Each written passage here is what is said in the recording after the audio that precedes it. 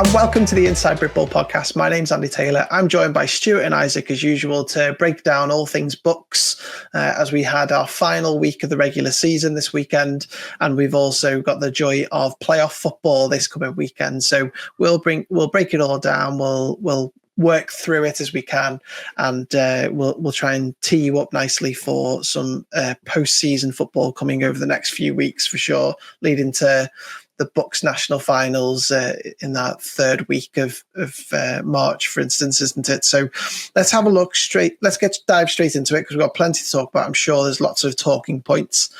Bring up the graphic as we always do, even though Kiwi tried to call me out last time round in the podcast. If you haven't picked up on that, go and listen to that. But no, I can manage clicking two buttons to bring up a graphic. So let's have a look at the Premier tier. So. There's 4 20s up there, two nicely tight games. So Isaac, what stood out to you in the last games of the National League? Yeah, it's obviously that the UE not a UON game. Quite a close one all game long. It came down to the final few minutes really. People were watching, but no, it looked like if that's going to be the national final, it's going to be one hell of a game. If that is the preview for the national final. But then you got, Loughborough and Durham who put up a show of their own. So no, it's these next few weeks, especially going into the playoffs, is going to definitely be an interesting one. And we heard, didn't we, Stuart, that Loughborough were actually hanging around and had a couple of leads in that game, didn't we, from friends that were at the game. And obviously, I'm sure you saw the UON game as well. Some interesting games that are going to happen in the postseason, isn't it? Yeah, I mean... In the reverse fixture, it was only 30-20 for Durham. So, they haven't really been miles apart this season. So, it seems like it was an absolute humdinger of a game, and you see the photographs and they're going at it. And this is exactly why the National League was created, right? To pit the country's best teams together. And yeah, we all know that there's like UE and gold at the top as sort of, excuse the pun, sort of the gold standard. But then everybody else sort of filling this National League behind them is competing. And I think that'll be more evident next year as well, following sort of relegation promotion battles. But yeah, as Isaac said, you watched the stream of the Bullets Gold game, and it was really, really cagey in the first half. And then the second half, it was just kind of a bit of a war of attrition, and there was a couple of turnovers. And that's ultimately how Bullets managed to get the extra score on gold, was just building up those extra possessions. And so that game with Durham over Loughborough ended 27-20. A question to both of you then. Do you think, obviously we've still got postseason, so who knows what's going to happen there, but do you think Durham are going to be happy with that season? Do you reckon they would have underestimated themselves with a 5-3 game season? Because that means that effectively they've beaten one of the top two, and then they've beaten everybody else. It feels like that's a really good season for them to finish with 10 points. Do you guys feel the same, or do you think they're going to be disappointed because they were national finalists not so long ago?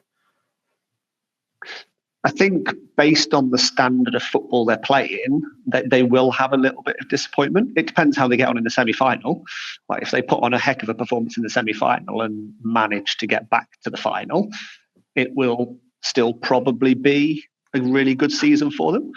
But if they go out in the first stage and get tonked in the semi-final, then they might be a little bit downbeat and a little bit miffed. But again, we don't know what the turnover of players was like. We don't know what their graduating class was like, what their recruitment class was like. So only they will know. Unfortunately, we don't have the personal power to get out and speak to all of these teams about recruitment classes. It's not like the NCAA where it's all nationally televised and stuff like that. But I think they'll know where they're at. We're not one for speculating. We're not one for sort of massively airing our personal opinions, but yeah, I think if they get to the final, it's progression, and they've stuck around, they've competed, and yeah, I don't see them going backwards, put it that way. And what about yourself, Isaac? Because it's an interesting one, isn't it? I wonder whether they will see this as a positive season, regardless of what happens in the postseason. But I wonder what, looking at those top three, they're all separated by 4 points. I don't think you would have predicted that at the beginning of the season, I would have thought, but I don't want to put words in your mouth. No, at the start of the season, you would have probably predicted that Nottingham and UWE would have lost to each other at one point, and they'd have the same amount of points towards the end of the season. Obviously, Durham upset that and beat Nottingham. So I think Durham will be happy with the season, especially with that win over Nottingham, because it shows that they can do it still. We saw last season they did it twice. This season, can they do it twice? Do you know what I mean? It's going to be an interesting one for the rest of the year. I think putting themselves in third gives them, a more favourable, chance to get into the national final again. So yeah, I think they'll be happy as well. They don't have to travel all the way down to Bristol for the semi-finals anyway. Well, they just have to repeat what they did a few weeks ago, right? Go to Nottingham and beat them. So nobody here is counting them out for sure. But it's obviously still going to be a tough times for them to go to a Nottingham Gold, who are going to take them seriously now, aren't they? They're not going to see them as the other opposition, UE and everybody else. But so that just to round that point off, it sets up lovely some 2 semi-finals that. BUCS are BUCS. I've learned the hard way, but we think unofficially that it's going to be UE versus Loughborough and Nottingham Gold versus Durham. But as the Tier 1 and the Tier 2 playoffs have come out, I've learned my lesson to not try and predict what BUCS do. But I'm quietly confident of those. So it'll be interesting to see. But I think they're two, sorry for Loughborough, but I think that's going to be at least a very interesting semi-final there in Nottingham between Durham and Nottingham for sure. So let's have a look to see how the Tier 2 rounded out, because we had plenty of interesting results that happened. But Stuart, what stood out to you in Tier 2? Because lots was happening, lots was going on. As I usually do, to point out 3 games that didn't happen. So Lincoln versus ARU, Lincoln walkover. Derby de Montfort went over as a Derby walkover. And then Imperial got the walkover over C4 Chargers, which is a shame. But over to you. What stood out to me, and probably most of the country after their sort of social media post, was the Chichester Spitfires winning their first game in 1900 days. They posted 1,904 days, which just about rivals my record with the Worcester Royals way back when. So yeah, fair play to those guys getting that win. I can imagine that there was a few bevies had and a few sore heads on the Monday morning over in Chichester. So congratulations to you guys. Kingston and Plymouth took care of their own business. So if they both won, they both took care of their division, and they both did. Plymouth in their usual single-digit versus single-digit victory. And the other game in the Southwest, Bullets piled it back on. I've already mentioned them once. Who's got the bingo card out for mentioning Worcester Royals twice? The UWE Bullets take a heck of a lot of momentum into the playoffs, we think, put the asterisk up on this quote, with a 36-0 victory, which is very handsome for them. So that's my key standouts for the South. What about you, Isaac, in the North? There's only 2 games right happening. Exactly. I'll just talk about both. Lancaster, capped off there. I won't call it impressive season, but they capped off the season quite well against Kiel, who I think everyone would have expected them to beat in the way they have. And then Sheffield, I didn't see the scoreline like this happening. If I'm honest with you, I think York have looked really good the last few weeks, especially with games playing back to back to back. Maybe that's had a factor into this one. But no, now Sheffield are going straight into the playoffs. We think. Well, they should do anyways. They finished top, so come on, guys. If they don't, it'd be incredible. I must admit, it'd be incredible. Put the Bears in there. But no, they took care of business in a way that I don't think many people expected them to. So yeah, that playoffs is gonna looks like an interesting one, especially if Sheffield and Derby eventually meet each other. Yeah, Sheffield showed that they didn't belong in Tier 2 this season, didn't they? They were the class in that division. We will see how they do against other teams in their tier. They'll obviously come up against the likes of Derby and Edge Hill and whoever else it might be in the playoffs at some point. So it'll be interesting to see how they fare. And again, when you're trying to compare people within their division, you don't know what the standard of the division until they start facing other people as well. And we were talking about that offline, where we will see how good Sheffield are when they come up against other divisions, which I'm sure we will get to see, because I'm quietly confident that Sheffield are in the playoffs. It's just all these third places, isn't it? So we think we've got obviously Plymouth, Oxford, and Kingston, Oxford Brookes and Kingston in the playoffs. We're pretty sure it's UE2, Sussex, and Quimble as well, and then it's a toss-up. It's a BUCS toss-up between Aberystwyth, Surrey, and Greenwich. I think at the time of writing, I was wondering whether it was Surrey. Who knows? We're not sure. We're not the official word, but we will see what comes out of that. But we did talk about how winner goes into the playoffs with Sussex and Surrey, and we saw that, didn't we? We have that split within the South Tier 2, don't we? Where we've got that top 3, bottom 3, and then we didn't know how good each of the top 3 were until they started playing each other, and they've only seen each other twice, haven't they? Because I think we saw OBU versus Sussex, and now we've seen Sussex versus Surrey. I don't think we saw OBU versus Surrey, but I could be wrong.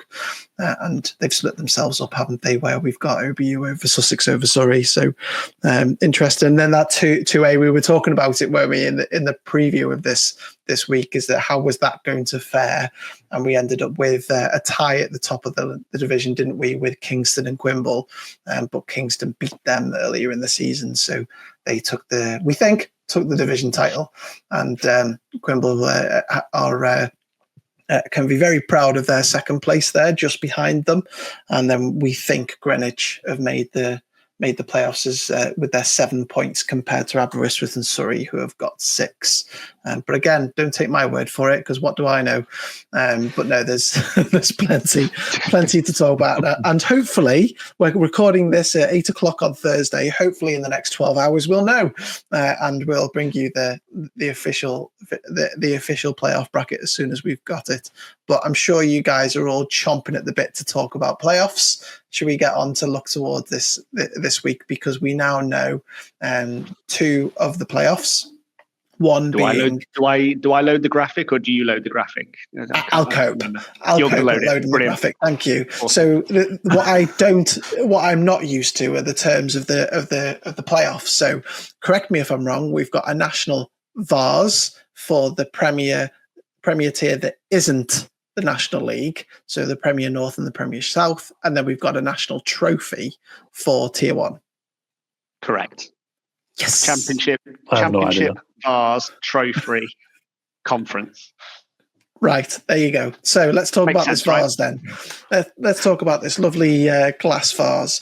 So we've got which is effectively, for those who aren't aware, and I'm sure if you're listening, you probably are aware, it's basically North versus South, similar to how we do in Adult Contact. So we've got the highest seed in the North versus the lowest seed in the South, and then we try and keep the higher seeds away from each other throughout the draw, right? So effectively, the competition wants to see the higher seeds in the final if they can.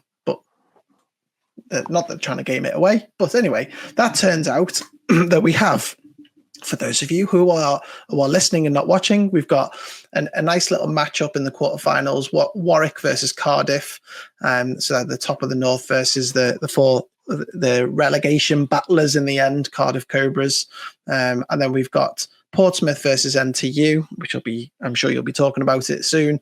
SGS Pride versus Newcastle, and then Leeds versus Exeter to round off those quarterfinals. So, Isaac, there's some juicy matchups here, isn't there? But I know you're writing the preview this week. What have you kind of gleaned while looking at these, building up to this weekend? Yeah, what's happened to NTU after Christmas is the big question, realistically. They've played 3 games, not won a single one. And they're not, they are playing the likes of Warwick and Leeds and, do you know what I mean, like decent competition. But even against Newcastle, where they've struggled and lost 20-14, it showed how much of a struggle it's been since Christmas. So no, that one's going to be an interesting one, because then you got Portsmouth as well, who's had a couple of slip-ups. Obviously losing to Exeter, which was the main one I think most people realise, and also Cardiff. Sorry, forgot to mention about Cardiff having their win there. But no, it's going to be an interesting one, especially because it's two sides who, on paper, look quite good, but the deeper you delve, you see what struggles they've both had, especially of recent times. And Stu, what about you? Because we thought Leeds were going to run away with that division at the beginning of the season. Okay, they came up against some tough challenges at the beginning of the season. They well and truly did Warwick in first week of the season. They stumbled against NTU, didn't they? A few weeks later, I still feel as if they're a threat, aren't they, in this playoff? Because we know that they've got a powerful offense, scoring over 35 points a game. That's something to be afraid of, isn't it? And we kind of talked about it last year with some of the other playoffs that happened last season with adult contact, the threat of having a powerful offense. But they've got some tough opposition in this half of the draw, haven't they, with their second seed? Yeah, I think, you're going to be disappointed with the second seed no matter what, especially with it being as close as it was at the top of the North, 7-1 for Warwick and 6-2 for Leeds. That could easily have been the other way around. But I think if you compare both Prem North and Prem South, you see the split between the top two, 3 and 4, and then 5 eventually. The win-loss ratios are almost identical. So I have a feeling, and again, without putting predictions on it, we could see the typical semi-finals that you're expecting. But who knows? These 3 and 4 seeds that are travelling with sort of no pressure on their backs could easily go and upset the apple cart. I could see Exeter potentially. It's a heck of a journey, but Exeter could fare better than Trent will from a 3 seed point of view. I'm sure Cardiff will have a fun day out, but that's about as much as I'll say about that game because I've been parachuted in. Now my work availability is allowing me to.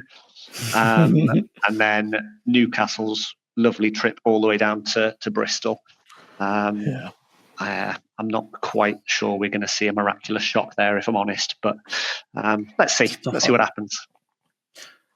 And I'll get Isaac's opinion on this because I know you're not allowed one because you're just to make it clear you're refereeing in that game, so you're not going to have an opinion on that game. But I wanted to kind of pick your brain on Warwick, Isaac, because they've been unbeaten since week 1. So that Leeds game in week 1 was their own one and only game, and they've been on a burner since. They are the danger on this side of the draw, aren't they?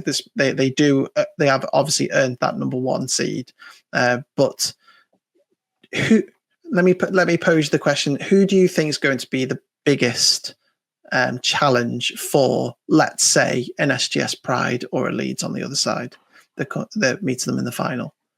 Probably Warwick. It's that simple. You look at the wins, and it's not just blowing people out of the water all the time. Yes, they have a couple of results like that, but you go back to week 3, 7-6 victory against Nottingham Trent. They've got victories where they can battle, and it isn't just about we're going to score more points than you. You look at the Leeds game at home; it was 24-14. It's a team that know how to win.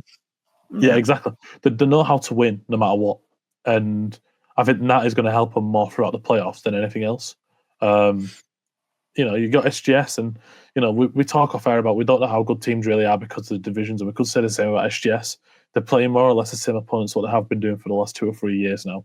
Minus Exeter and UWE. Apart from them two, they've pretty much been playing Cardiff, Birmingham, Portsmouth for the last 3 seasons now. It's going to be interesting to see how they come up against like a Leeds or a Warwick, especially to see what can happen in the Vase final if they get that.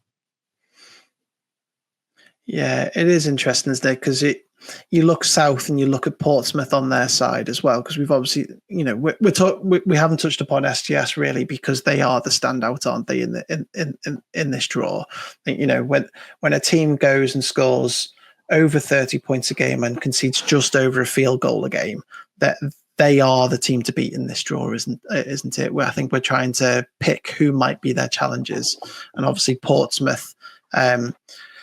I think you're probably fair to, even just basing on facts, to put them below Warwick, aren't you? Because they lost to Cardiff, didn't they? So that's a big sort of red flag against them. But I suppose if you are facing the likes of SGS and the like, then it's hard to match them up against the likes of Warwick. But the Warwick have probably had the harder schedule as well, haven't they? So it'll be interesting to see what comes out of those and what semi-finals we see, because even then, Portsmouth to Warwick's no stroll, is it? It's still a long trip for whoever that is, and Leeds down to SGS, or extra SGS is probably a little bit closer, isn't it? But still not a good day trip. Leeds to Newcastle, that's a bad one.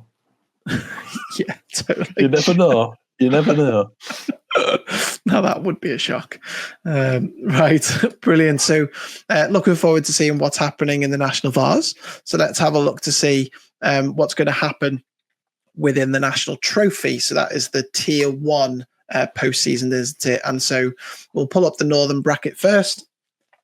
Because what happens is we have a slightly different layout this time, and guys, you can correct me if I'm wrong, but we have the Northern bracket, and then the winner of the Northern champion will then go and face the Southern champion, similar to how it happens in Division 1 and Division 2 in adult contact football, isn't it? So they'll end up with a bowl. Well, not now, last year, but not in Division 1 and Division 2.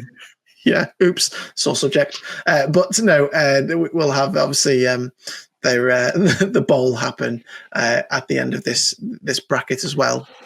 So again, they were seeded. Got it slightly wrong. We predicted. We do our predictions. We do our calculations, and sometimes they come out wrong. And Andy got them wrong. But I got 6 out of 8 in the right place. So I'll take that as a victory. As I said, that's a first. So we will, let's break these down then. So we've got 1 to 8. So 1 being Edinburgh Napier, 2 being Northumbria, 3 being Nottingham Green, and 4 being UCLan Rams. So they get to host their quarterfinals. Yeah. Technically it's quarterfinals, isn't it? But then they host, so Edinburgh Napier host a crosstown rivals in Edinburgh. UCLan, Stirling have got to make that lovely trip down. And then Northumbria, Leicester and UON have got Sheffield Hallam in their games. So Stuart, this is going to be a lot of fun, isn't it? And I know Isaac's got a lot to say about what might happen when it comes to previewing these, but what stands out to you in this Northern bracket? For me, it's that bottom fixture, and I'm going to steal this one before Isaac says it.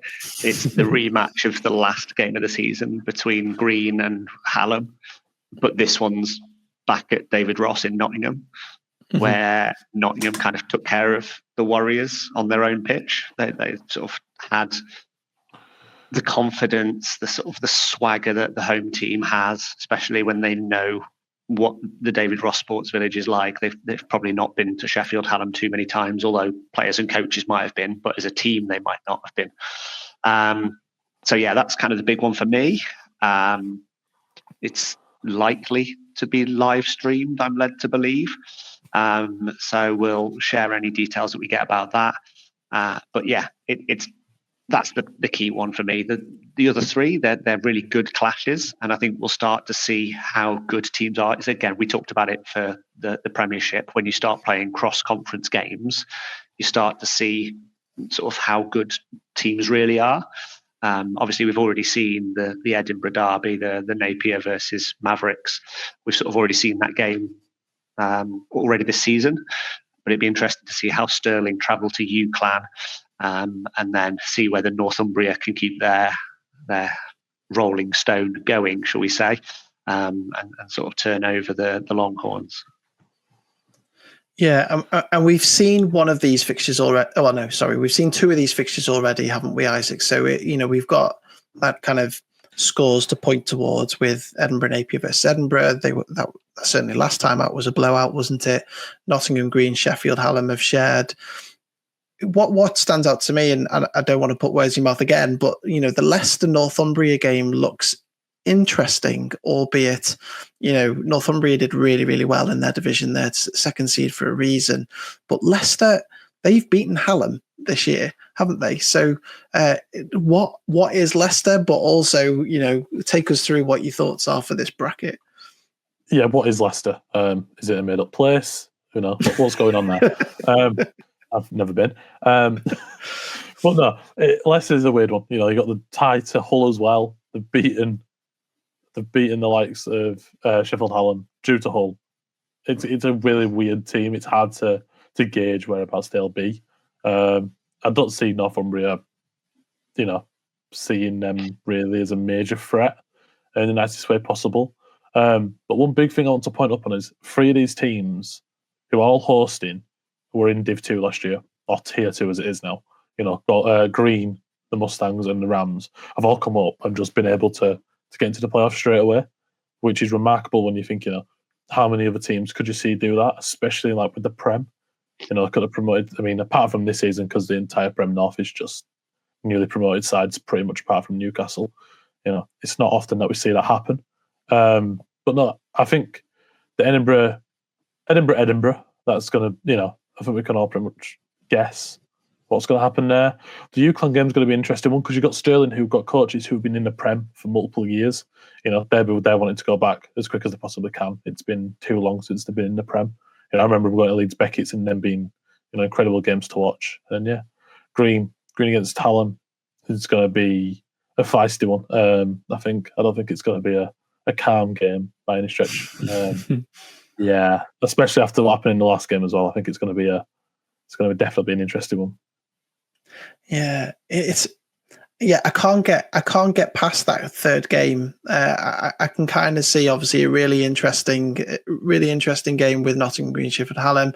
I'm not certain that there will be challenges in those first 2 games. That third game, I wonder whether there is somebody waiting in the weeds to kind of sting the Mustang, if you like, because this is a side that did the double over Sheffield Hallam, but then lost to Coventry, tied with Hull, who are obviously been relegated.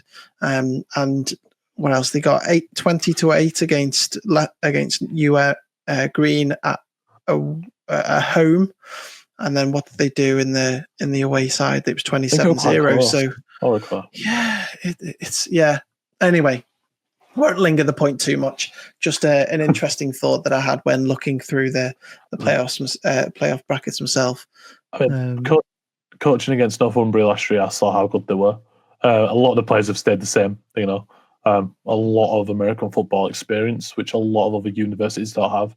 Which I'm going to guess a university like Leicester won't have. They've got lads who've been playing the sport for 5+ years. So no, I don't think Northumbria will really have any sort of issue, especially against this side. Maybe in the next game if they get through. Mm-hmm. Interesting. No, that's interesting insight. So let's have a little look at the southern bracket then, where we have again some interesting ties because we've mentioned it a couple of times now. Where once you get out of your division, what the standard looks like in your division, but there's no better standard than the Bournemouth Bobcats, is there, when it comes to performance on the field. You've got the Bournemouth Bobcats as the number 1 seed, deservedly so, and outright with what's that? A 300-point difference in their games. So they've scored 310 and conceded 10 in 8 games. Blimey. So they are the number 1 seed. Number 2 being Brunel Burners. Number 3 being KCL Regents. 4 Kent Falcons. They all host their playoff games. And Bournemouth will face Bath Killer Bees. Kent versus Hearts Hurricanes. Brunel versus UEA Pirates. And then the KCL host Bristol Barracuda. So Stuart, we've been looking at this intently over the last few weeks, wondering how it would all play out, and this is what we've got. What stands out to you for this southern bracket that is vying for a Prem position?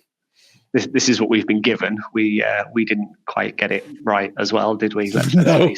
We've already mentioned the first class degree we've got in BUCS regulations and appendices and stuff. So Bath Killer Bees, congratulations for getting in. You sort of snuck in underneath our radar, and most of the people, I think. So fair play for you getting into the playoffs, but good luck against Bournemouth. They seem to be an absolute monster, and if they get through this game, they'll come up against one of the two teams in my sort of standout fixture.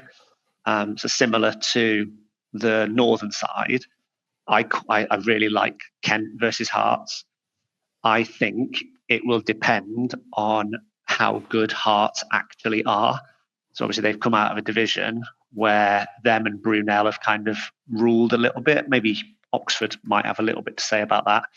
But Hearts have, it depends whether Kent's defence is as stingy as the 60 points allowed sounds, or again, whether the other three teams in the southeast, their offenses weren't as strong. You kind of see Essex with 18 points and UCL with 91.